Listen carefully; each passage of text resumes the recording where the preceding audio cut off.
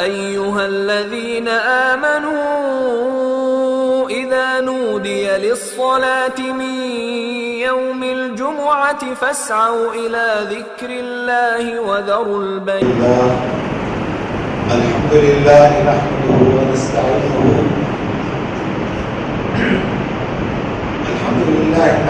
ونستعينه ونستغفره ونؤمن به ونتوكل عليه ونعوذ بالله من شرور أنفسنا ومن سيئات أعمالنا من يهده الله فلا مضل له ومن يضلله فلا هادي له وأشهد أن لا إله إلا الله وحده لا شريك له وأشهد أن محمدا عبده ورسوله. أما بعد فإن خير الحديث كتاب الله وخير الهدي هدي محمد صلى الله عليه وسلم وشر الأمور محدثاتها وكل محدثة بدعة وكل بدعة ضلالة وكل ضلالة في النار. أعوذ بالله السميع العليم من الشيطان الرجيم. بسم الله الرحمن الرحيم. وأنكحوا الأيام منكم والصالحين من عبادكم وإمائكم إن يكونوا فقراء يغنيهم الله من فضله والله واسع عليم. قال رسول الله صلى الله عليه وسلم إن أعظم النكاح بركة أيسره مهونة أو كما قال عليه الصلاة والسلام. حاضرین اکرام اور خواتین اسلام، اللہ سبحانہ وتعالیٰ کا بے پناہ شکر و احسان ہے کہ اس نے ہم سب کو اسلام جیسی عظیم نعمت سے نوازا. اسلام دنیا کا سب سے سچا، اچھا اور آسان دین ہے. اس کا کوئی دین مقابلہ نہیں کر سکتا. اسلام کے برابر نہ کوئی دین ہے اور نہ ہو سکتا ہے، اور اسلام سے اچھا نہ کوئی دین ہے اور نہ ہو سکتا ہے. اسلام نے انسانیت کو نجات کی راہیں بتائی، کامیابی کے راستے بتائے، زندگی گزارنے کے کورس سکھائے، ڈھنگ بتائے، چاہے عبادات کے بارے میں ہو یا حسن معاشرت سے متعلق باتیں ہوں یا سماجیات سے متعلق باتیں ہوں. زندگی کے ہر گوشے میں اسلام نے انسانیت کی رہنمائی کی. اسی لیے رب العالمین نے عرفے کے دن جو آیت نازل کی میدان عرفات میں، وَرَضِيتُ لَكُمُ الْإِسْلَامَ دِينًا، لوگوں میں نے تمہارے لیے دین اسلام کو منتخب کیا. تو اسلام کا ملنا اللہ کی طرف سے بہت بڑی نعمت ہے. میں ابھی آپ کے سامنے سورہ نور کی آیت نمبر 32 تلاوت کی. اس میں اللہ سبحانہ وتعالیٰ فرماتے ہیں کہ تم نکاح کرا دو ان مردوں کا اور ان عورتوں کا جنہوں نے ابھی تک نکاح نہیں کیا ہے، اور ان باندیوں کا اور ان غلاموں کا جو یعنی ابھی تک نکاح نہیں کیے ہیں. اگر وہ ڈر رہے ہیں کہ درگزری کی وجہ سے نکاح نہیں کر پا رہے ہیں تو اللہ تعالیٰ کا وعدہ ہے کہ اللہ تعالیٰ ان کے لیے روزی کے راستے کھولے گا، اور اللہ بہت ہی کشادہ ہے، اللہ واسع علیم، اور اس کا اور وہ بہت بہتر جاننے والا ہے. تو معلوم یہ ہوا کہ اسلام نے نکاح کے معاملے کو اتنا آسان بنا دیا. لیکن ہم دیکھ رہے ہیں اس ملک کے حالات. میں اب تک یہ سمجھ رہا تھا کہ یو پی بہار وغیرہ میں یہ مہم چل رہی ہے وشو ہندو پریشد کی، RSS وغیرہ کی، کہ مسلمان لڑکیوں سے غیر مسلم نکاح کر یعنی شادی رچا رہے ہیں. لیکن حیدرآباد میں بھی کچھ اس طرح کا ماحول شروع ہو چکا ہے. ابھی میں نے دیکھا کہ تقریباً 50 مسلم لڑکیاں پڑھی لکھی قابل غیر مسلموں کے ساتھ شادی رچائی، کورٹ میرج کیا، اور مندر میں جا کر گھنٹہ بجا کر جو ہے یعنی وہ ہندو رسم و رواج کے مطابق شادی رچایا. یہ سب کیوں ہو رہا ہے؟ یہ سب ہماری دین سے غفلت، دین سے دوری کا نتیجہ ہے۔ اللہ کے نبی صلی اللہ علیہ وسلم نے فرمایا کہ لوگوں، لڑکا اور لڑکی بالغ ہو جائے، جلد سے جلد ان کے لیے نیک رشتے تلاش کرو اور ان کو جو ہے ان کا نکاح کر دو۔ اگر تم نہیں کرو گے تو معاشرے میں فتنہ برپا ہوگا اور فساد برپا ہوگا اور ظلم و فساد ہوگا۔ آج دیکھ رہے ہیں کہ معاشرے میں ظلم و فساد جو ہو رہا ہے اس کی وجہ یہی ہے۔ اور آج حیدرآباد کی جو کمپنیز ہیں، MNC ملٹی نیشنل کمپنیز، جہاں پر پڑھی لکھی لڑکیاں، مسلمان لڑکیاں، باحجاب لڑکیاں جا کر جاب کرتی ہیں، ساتھ ہی ساتھ بے حیائی اور اس کے بعد جو ہے یعنی کورٹ میرج وغیرہ جو کر رہی ہیں، اس کے ذمہ دار جہاں اس لڑکی کے والدین ہیں، ساتھ ہی ساتھ مسلم سماج بھی ہے۔ مسلم سماج اس کا بہت بڑا ذمہ دار ہے۔ کیوں؟ ہم نے نکاح جو ایک انسان کی ایک سماجی ضرورت ہے اور اس سے ایک نیا خاندان وجود میں آتا ہے، انبیاء علیہ السلام کی سنت ہے، ہم نے اس کو اتنا مشکل بنا دیا ہے کہ لڑکیوں کی عمریں 30 سال 35 سال 40 سال تک ہو رہی ہے، لیکن کوئی مناسب رشتہ نہیں مل رہا، اور مل رہا بھی ہے تو لوگ ان کی غربت کی وجہ سے شادی کرنا نہیں چاہتے۔ الغرض ادھر لڑکوں کا بھی وہی حال ہے کہ لڑکے کی عمر 30 سال 35 سال 40 سال 45 سال تک بھی ہو جا رہی ہے، لیکن نکاح کے لیے تیار نہیں ہوتا۔ پوچھا جاتا نہیں ابھی بچہ جو ہے کمانے کے قابل برابر نہیں ہوا ہے، یہ بہت بری بات ہے۔ اللہ تعالیٰ نے فرمایا اگر وہ جو ہے فقر و فاقے کی وجہ سے ڈر رہے ہیں، یغنیہم اللہ من فضلہ، اللہ تعالیٰ اپنے فضل و کرم سے انہیں ایمانداری عطا کرے گا۔ یہ اللہ کا وعدہ ہے، اور اللہ سے سچا وعدہ کس کا ہو سکتا ہے؟ اللہ اکبر۔ نبی کریم صلی اللہ علیہ وسلم کے پاس صحابہ کرام آیا کرتے تھے اور آ کر اپنے مسائل حل کر دیا کرتے تھے۔ ایک موقع پر ایک صحابی آئے، آ کر کہنے لگے اے اللہ کے رسول صلی اللہ علیہ وسلم، میں نکاح کرنا چاہتا ہوں، بہت غریب ہوں، کون مجھے اپنی بیٹی دے گا؟ اللہ اکبر، کیا سیدھے سادے صحابہ، کیا سچے۔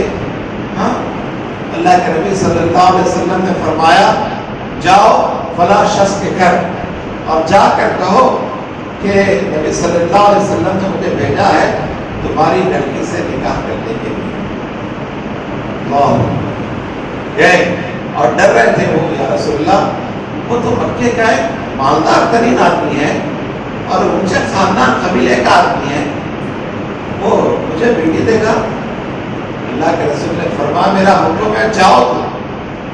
گئے وہ صحابی اور بڑی ہمت کے ساتھ دروازہ کھٹکھٹایا، وہ شخص اندر سے نکلنے کے بعد تعارف ہوا، پھر اس کے بعد آنے کی وجہ بتائی، وہ آگ بگولا ہو گیا شخص اور کہنے لگا تمہاری حیثیت دیکھو، تمہاری ہمت کیسے بھی کہ تم نے میری بیٹی سے رشتہ کرنے کا ارادہ کیا۔ انہوں نے کہا اللہ کے رسول نے مجھے بھیجا اس لیے میں یہ درخواست کر رہا ہوں۔ تو وہ شخص نے صاف انکار کر دیا، اور یہ شخص پلٹ کر آ ہی رہا تھا، اندر سے لڑکی نے جواب دیا کہ ابا جان اس شخص کو بلائیے، اس شخص کو بلائیے، میں اس سے نکاح کرنے تیار ہوں، جس کو میرے نبی نے میرے لیے پسند کیا ہے، اس سے اچھی پسند کیا ہو سکتی ہے۔ اللہ اکبر، یہ ہے نبی سے محبت کا جذبہ۔ لڑکیوں کا بھی خواتین اسلام اس طرح سے عمل کیا کرتی تھی کہ نبی صلی اللہ علیہ وسلم نے میرے لیے رشتہ بھیجا ہے تو میں اس کو قبول کرتی ہوں۔ وہ شخص بلایا اور یہ صحابی گئے اور معاملہ طے ہوا۔ پھر اس کے بعد جب نبی صلی اللہ علیہ وسلم کو بات معلوم ہوئی تو آپ نے فرمایا بس اللہ کا عذاب اترنے والا تھا اس گھر پر کہ اللہ تعالیٰ نے جو ہے عذاب کو روک لیا اس لڑکی کے جواب کی وجہ سے۔ تو معلوم یہ ہوا کہ شریعت اسلام بہت آسان ہے اور ہمارا دین بہت آسان ہے، اور نکاح کا جو بھی معاملہ ہے یہ بھی بہت سیدھا سادہ ہے۔ ہم نے اس کو اتنا مشکل اور منجلک بنا کر رکھ دیا کہ بس معاملہ ڈیلے ہوتے جا رہا ہے. 30 سال 35 سال 40 سال کیا ہے یہ؟ اللہ کے نبی صلی اللہ علیہ وسلم کے پاس کبھی صحابی آ کر کہتے یا رسول اللہ میں نکاح کرنا چاہتا ہوں. تو آپ سوال کرتے مہر ادا کرنے کے لیے کچھ ہے؟ تو کہتے یا رسول اللہ نہیں. تو آپ صلی اللہ علیہ وسلم نے ایک موقع پر ان سے کہا وہ صحابی سے کیا تمہیں قرآن کچھ یاد ہے؟ کہنے لگے ہاں. تو وہ اپنی جو ہے بیوی کو سکھا دو کوئی تمہارا نہیں. اللہ. اور یہ مہر انبیاء علیہ السلام کی سنت ہے. انبیاء علیہ السلام کی سنت ہے. قرآن کا مطالعہ کیجیے معلوم ہوگا قرآن میں قصے کہانیاں نہیں بیان کی گئی ہیں بلکہ جو واقعات ہیں اس میں ہمارے لیے بڑی نصیحت ہے, بڑی عبرت ہے. ذرا موسیٰ علیہ السلام کے اس واقعے کو دیکھیے. جب وہ مصر سے نکلے اور مدین آئے اور مدین آنے کے بعد دیکھا کہ وہاں 2 لڑکیاں ہیں اپنے جانوروں کو لیے ٹھہری ہیں اور پانی نہیں پلا رہی ہیں جبکہ سارے لوگ بنگھٹ کے پاس اپنے جانوروں کو پانی پلا رہے ہیں. حضرت موسیٰ علیہ السلام نے کہا کیا ہوا کیا ہو گیا تم لوگ اپنے جانوروں کو پانی نہیں پلا رہی ہیں؟ ان دونوں لڑکیوں نے کہا ہمارے والد بوڑھے ہیں اور یہ وہ نہیں پلا سکتے اپنے جانوروں کو لا کر, اس لیے یہ لوگ جب ہٹ جائیں گے ہم اپنے جانوروں کو پانی پلا کر گھر جائیں گے. حضرت موسیٰ علیہ السلام آگے بڑھے اور ان جانوروں کو پانی پلایا اور وہ پھینک دی. یہ لڑکیاں وقت سے پہلے پہنچ گئی تو حضرت شعیب علیہ السلام پریشان ہوئے اور کہا کیا بات ہے آج وقت سے پہلے آ گئی؟ تو کہا کہ ہاں.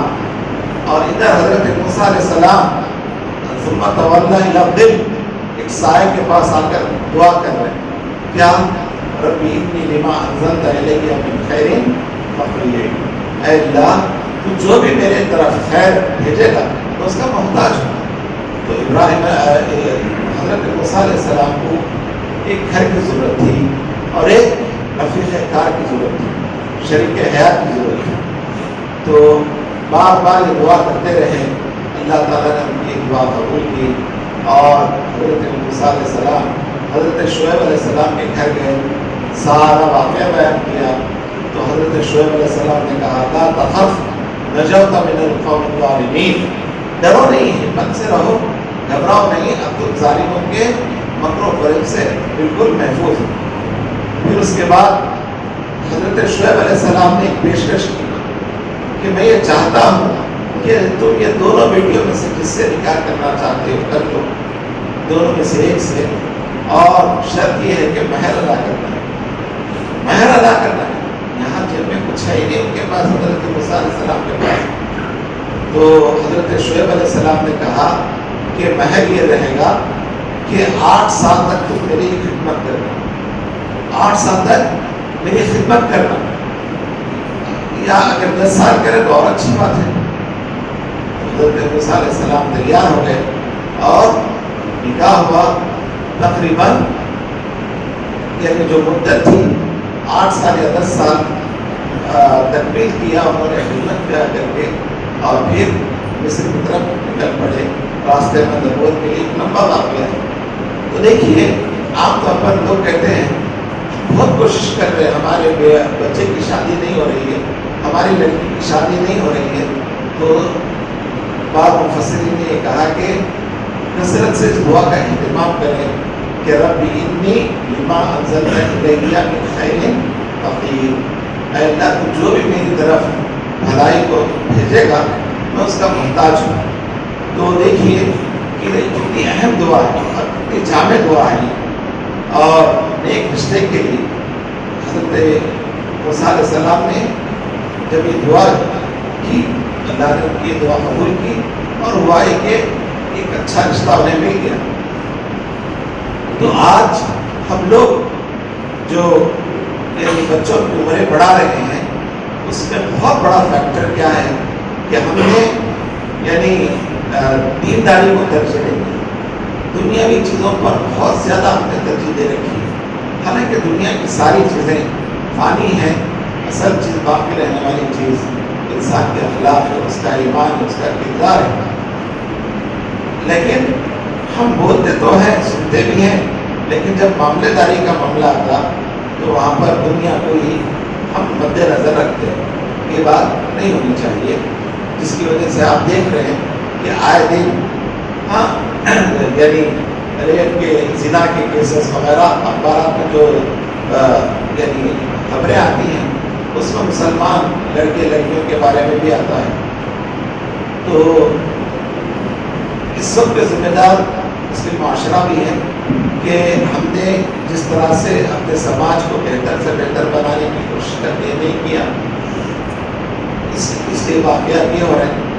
دور نبوت میں دیکھیے زنا کے 1-2 واقعات، اس سے بڑھ کر نہیں. اور آج کتنے بے حیائی کے واقعات ہمارے سامنے. ان سب کے پیچھے یہ جو اسمارٹ فون میں بےہودہ قسم کے فلمیں اور سیریلز وغیرہ ہیں، جس میں آج ہمارے نوجوان لڑکے اور لڑکیاں ملوث ہیں، یہ بہت اہم وجہ ہے. تو جتنا ہو سکتا ہے یعنی نوجوان لڑکے ہو یا لڑکیاں، ان کے لیے نیک رشتہ طے کر کے فوری ان کو ان کی زندگی سے لگا دینا، یہ والدین کی بڑی اہم ذمہ داری ہے، ایک اہم فریضہ ہے. اگر اس میں ذریعے میں غفلت برتیں گے تو اس کے سب سے بڑے مجرم والدین قرار پائیں گے. اللہ تعالیٰ ان سے باز پرس کرے گا تو کیا جواب ہوگا؟ کیونکہ اللہ نے صاف کہا یا ایھا الذین آمنوا قوا انفسکم واہلیکم نارا، اے وہ لوگ جو ایمان لائے ہو تو بھی جہنم کی آگ سے بچو، اپنے اہل و عیال کو بھی جہنم کی آگ سے بچاؤ. تو ہم کو چاہیے کہ ہم اپنے اعمال کا جائزہ لیں اور اپنے خاندان کو درست کرنے کی کوشش کریں اور اسلامی جو تعلیمات ہیں اس کے مطابق اپنے آپ کو جو ہے گزارنے یعنی اپنی زندگی گزارنے کی کوشش کریں. تو میں یہ بتا رہا تھا کہ نبی کریم صلی اللہ علیہ وسلم صحابہ کے ساتھ کتنا ہمدردانہ اور مشفقانہ رویہ رکھتے تھے، اور آپ صلی اللہ علیہ وسلم یا صحابہ سے کتنا مل جل کر رہا کرتے تھے. اس کے باوجود بھی بعض موقع پر صحابہ اکرام نبی کریم صلی اللہ علیہ وسلم کو اپنے نکاح کے موقع پر بھی نہیں بلائے، جیسا کہ حضرت عبدالرحمن بن عوف کا واقعہ ہے. تو اللہ کے نبی صلی اللہ علیہ وسلم نکاح کے بعد ملاقات ہوئی تو اللہ کے نبی صلی اللہ علیہ وسلم نے فرمایا عبدالرحمن کیا بات ہے، کپڑے وغیرہ بہت اچھے لگ رہے ہیں. ہاں یا رسول اللہ میں نے نکاح کیا.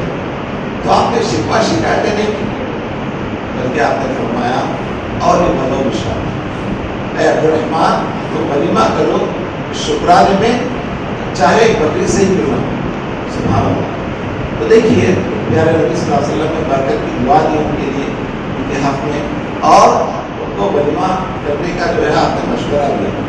لیکن آج دیکھیے ہمارے پاس افراد اور تفریق کا یہ عالم کہ ہم لوگ خیر کے کاموں میں مسابقت نہیں کرتے، شر کے کاموں میں بہت مسابقت کرتے ہیں کہ دلہن والے ایسا رکھے ہیں، ہم دلہے والے اس سے اچھا رکھیں گے، اس سے اچھا شادی خانہ رکھیں گے، اس سے اچھا کھانا رکھیں گے. اسی لیے کہا گیا کہ ان اعظم النکاح برکتاً، سب سے برکت والا نکاح وہ ہے جس میں کم پیسے خرچ ہو، جس میں ایسا روح معول ہے کم پیسے خرچ ہو. اس کا مفہوم مخالف یہ ہوا سب سے منحوس بے برکت نکاح وہ ہے جس میں زیادہ پیسے خرچ ہو. اور ہمارے سامنے واقعات ہیں، شادی کے 1 مہینہ 2 مہینے 1.5 مہینے کے بعد یا تو طلاق ہو رہی ہے یا خدا ہو رہا ہے یا فسخ نکاح ہو رہا ہے یا لڑکی آ کر بیٹھ جا رہی ہے. یہ سارے واقعات ہمارے سامنے کیوں ہیں؟ کیونکہ ہم نے زندگی کا ایک اہم قدم جو اٹھایا غیر اسلامی انداز، غیر اسلامی طور طریقے سے. اور آج دیکھیے ہمارے پاس جو رسومات ہیں استغفر اللہ، جو زمانے قدیم سے چلی آ رہی ہیں، بارہا یعنی اس سے دور رہنے کی تاکید کرنے کے باوجود سماج اس کو چھوڑنے کے لیے تیار نہیں، جس کی وجہ سے آپ دیکھ رہے ہیں کہ طلاق فلانی بس کے نکاح کے واقعات ہمارے سامنے بے شمار ہو رہے ہیں مسلمانوں. دور نبوت میں دیکھیے کہ طلاق کے 2-3 واقعات اس سے بڑھ کے نہیں، اور آج بے شمار واقعات ہیں. یہ سب کیا ہے؟ ہمارے دین سے دوری کا نتیجہ ہے، دین سے دوری کا نتیجہ ہے. تو ہم یہ سمجھ بیٹھے آج کے زمانے میں جس نکاح کے موقع پر زیادہ پیسے خرچ ہو وہ نکاح بہت شاندار ہے. لوگ واہ زیادہ سے زیادہ کریں, تعریف زیادہ سے زیادہ کریں, وہ نکاح بہت اچھا ہے سمجھ رکھا. یاد رکھیے یہ چیز درست نہیں. اپنی فکر کو بدلے, اپنے انداز کو بدلے, اور ہمارے سماج میں اصلاح اسی وقت ہو سکتی ہے جبکہ ہم اپنا تعلق صف اول کے لوگوں سے مضبوط کریں, یعنی صحابہ کرام سے. صحابہ کرام کے معمولات کیا ہیں, کہ روزمرہ کی زندگیاں کیسے رہیں, اور انہوں نے کس طرح سے جو ہے شادی بیاہ کے موقع پر اپنے آپ کو جو ہے ڈھالا, کیسے ڈھالا, یہ ساری تاریخ میں واقعات موجود ہیں. احادیث کی کتابوں میں بھی یہ ساری چیزیں ہم کو ملتی ہیں. تو ضرورت اس بات کی ہے کہ ہم نکاح کو آسان کریں, زنا کا تصور نہ رہے سماج میں. اس میں ہے لوگوں نکاح کو آسان کرو, زنا کا تصور نہ رہے. آج زنا آسان ہو گیا, نکاح مشکل. نکاح جس کے پاس لڑکی ہے, لڑکی والے یہ سمجھ رہے اب تو مجھے 15-20 لاکھ روپیہ خرچ کرنا ہے.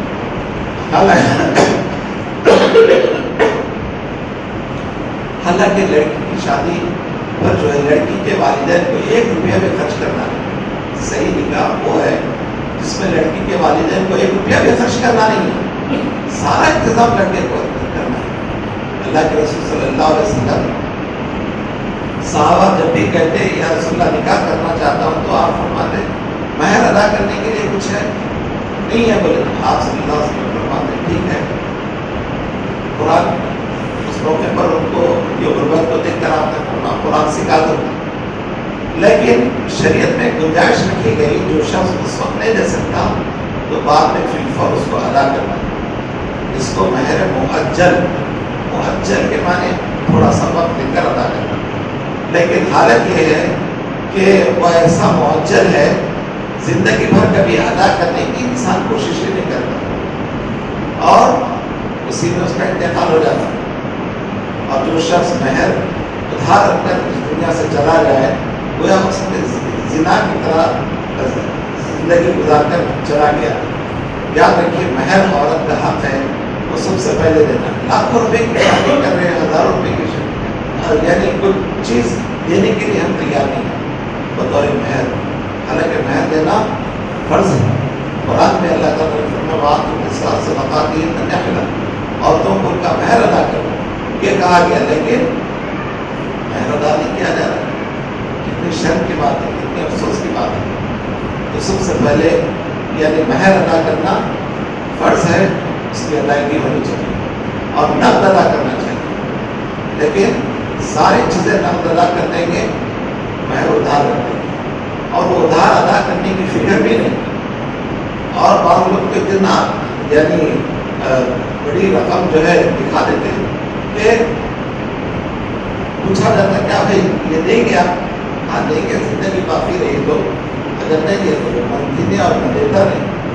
تو خالد صاحب نے کہا ایسا اگر آپ کی سوچیں تو نکاح ہوتا بھی نہیں. تو دیکھیے بتانے کا مقصد یہ ہے کہ ہم نے شریعت کو صحیح معنی میں سمجھا نہیں.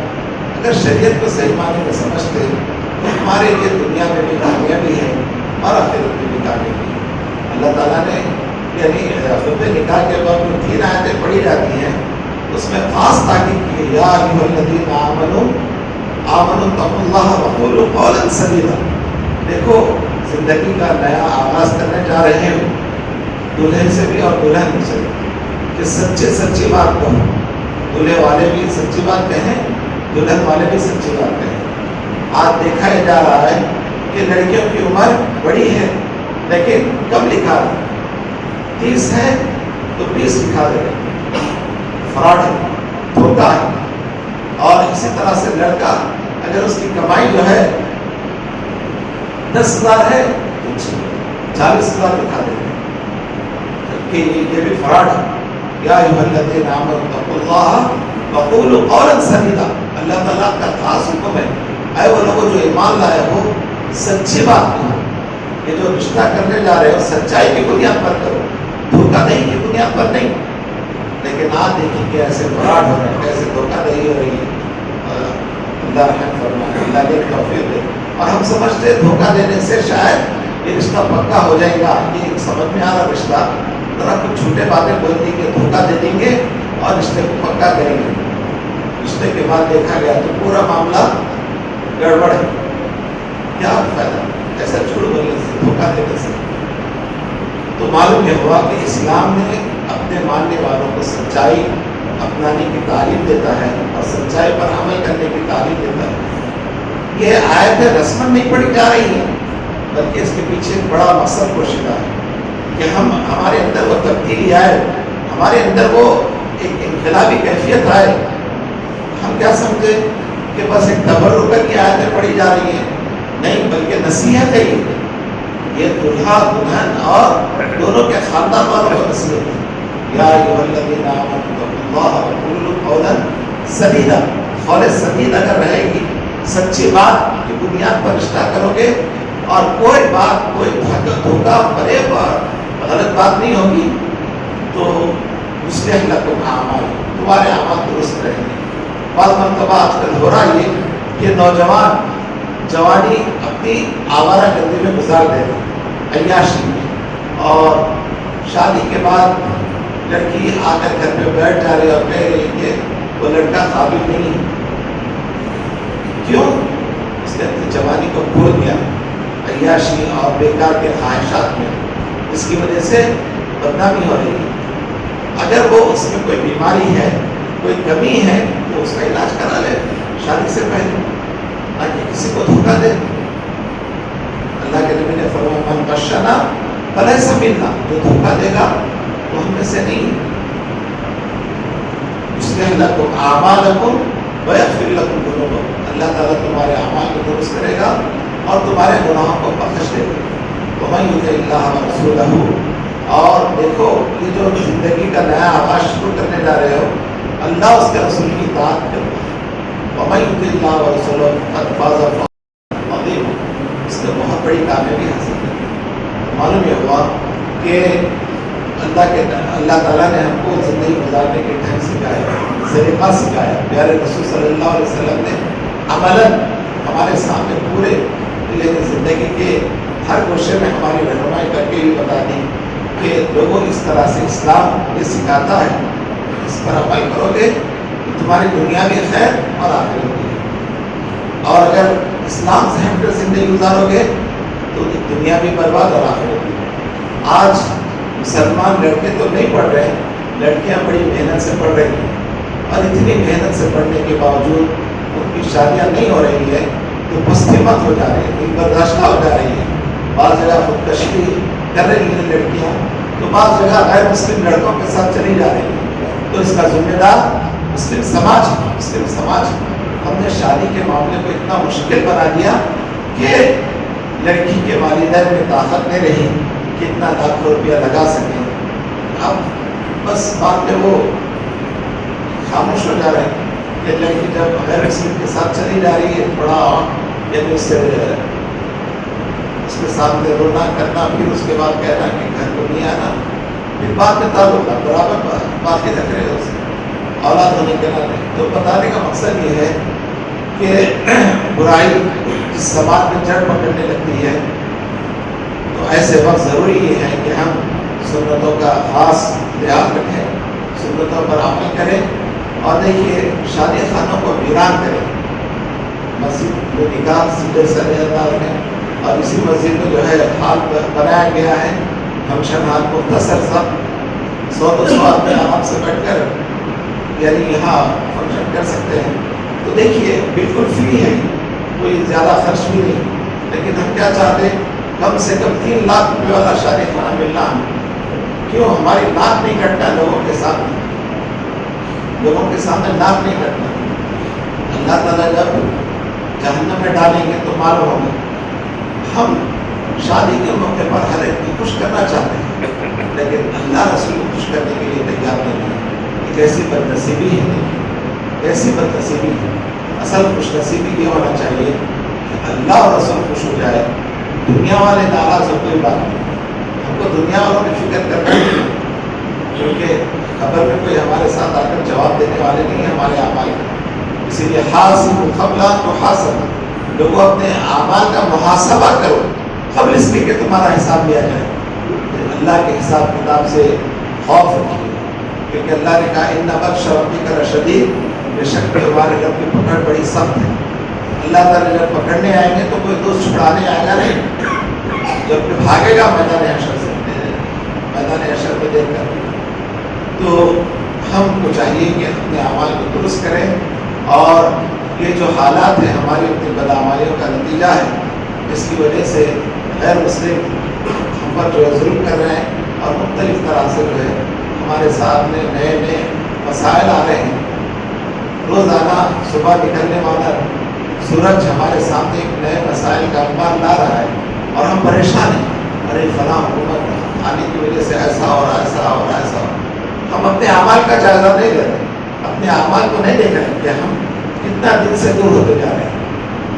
ابھی بھی وقت ہے کہ ہم اپنے اعمال کو درست کریں۔ اقترب الساعۃ وانشق القمر، قیامت بالکل قریب آ چکی ہے، اور پھر اللہ نے فرمایا فی غفلۃ موردون، لوگوں کا حال یہ کہ قیامت کے بارے میں سوچتے بھی نہیں، اور قبر کی ہولناکیوں کے بارے میں ذرہ تصور بھی نہیں لاتے، بس غفلت والی زندگی گزار رہے ہیں۔